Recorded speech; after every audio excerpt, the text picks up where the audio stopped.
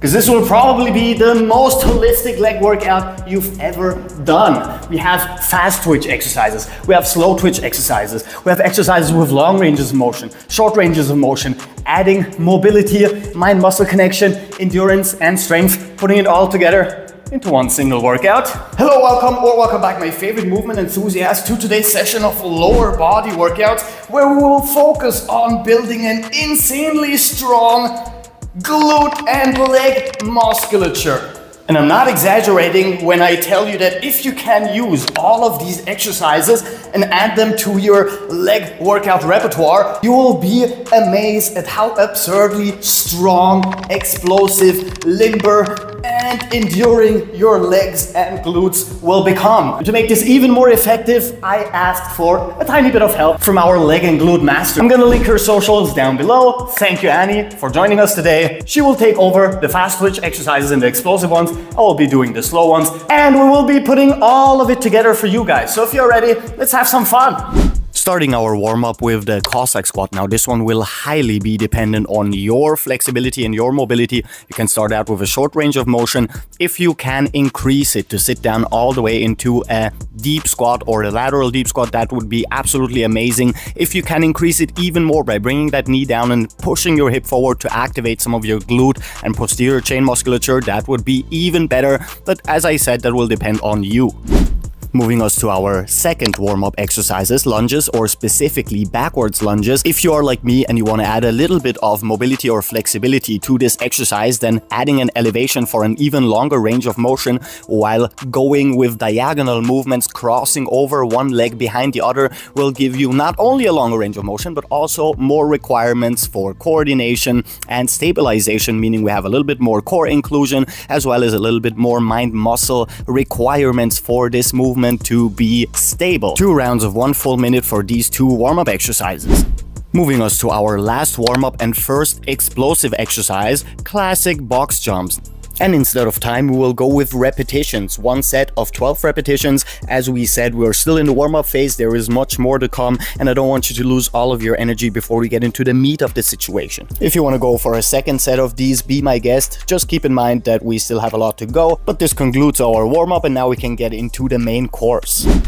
Starting with heavy kettlebell walking lunges. Not only are they an amazing quad dominant leg exercise that will help you build massive strength as well as add some size, but it'll also help you build some coordination and a lot of stabilization, because we are working with our core and we have a lot of core engagement in general when it comes to lunges. And going through that long range of motion, bringing that knee down all the way to the ground, will open up our hips, which will help us with the next exercises.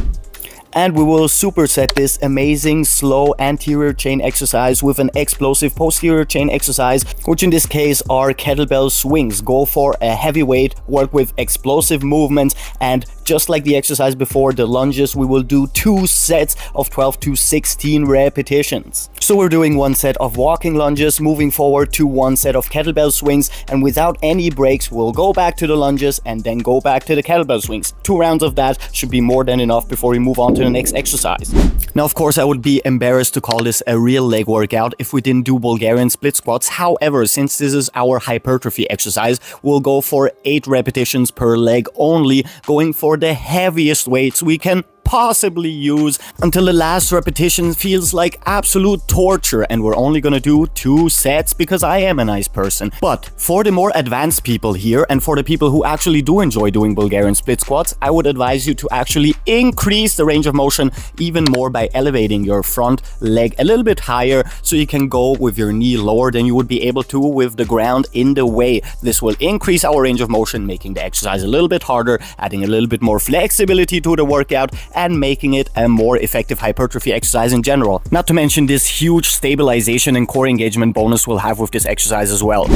This moves us to our very first main explosive exercise and one of the more complex movement patterns, which has its own benefits, making this one of the most effective exercises on this list. Not only the classic benefits of more stabilization and more core engagement, but also a lot more coordination requirements, as well as targeting those fast twitch muscle fibers, which in turn will help us build a lot more size when it comes to our leg musculature and glute musculature. This time we're going for 2 sets of 10 to 12 repetitions, so a little bit longer sets. However, you can take a short break in between for a minute or two if you really want to. You don't have to, but you can if you want to.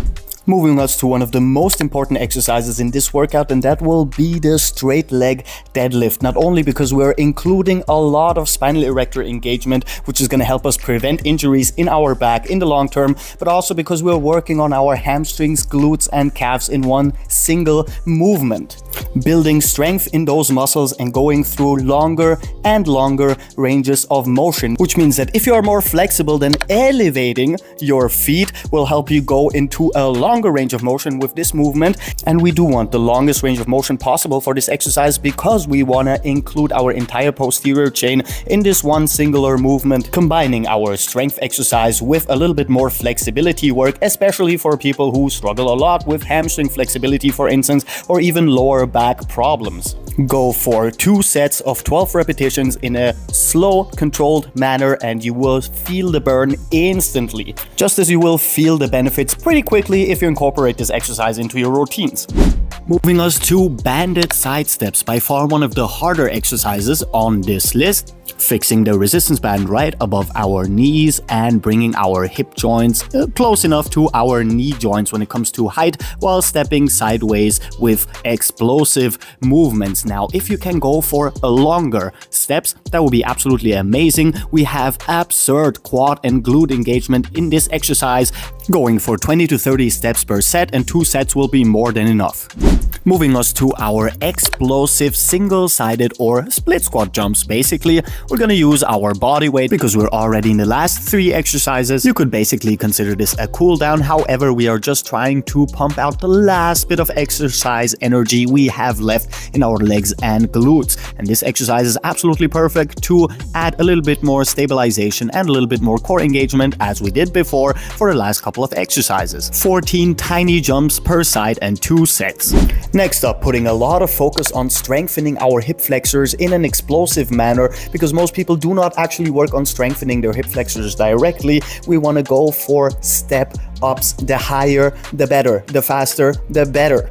Making sure that our front side when it comes to hip flexion is just as strong as our back side when it comes to hip extension. 2 rounds of 40 seconds per leg. And last but definitely not least, one of my favorite mobility exercises, the classic duck walk, lengthening our hip flexors and our quads and our glutes while going through a controlled movement pattern. One of the a little bit more complex ones because we need a lot of control going through ankle flexion and extension and bringing that knee down to the ground without hurting ourselves. So this time, just for safety's sake, and so we can focus a little bit more on the flexibility part of the movement, we will slow it down and really feel that stretch and that opening in our hips. As usual, another 2 sets of 12 to 14 repetitions if you still have the energy for that.